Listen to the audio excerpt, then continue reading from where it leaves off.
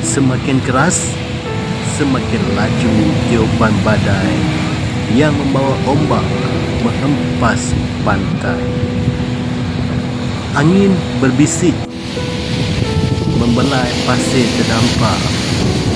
Ombak datang dan pergi, irama alam dan sabar. Awan hitam menutupi sang rembulan, menyampaikan pesan agar berwaspada dengan alam.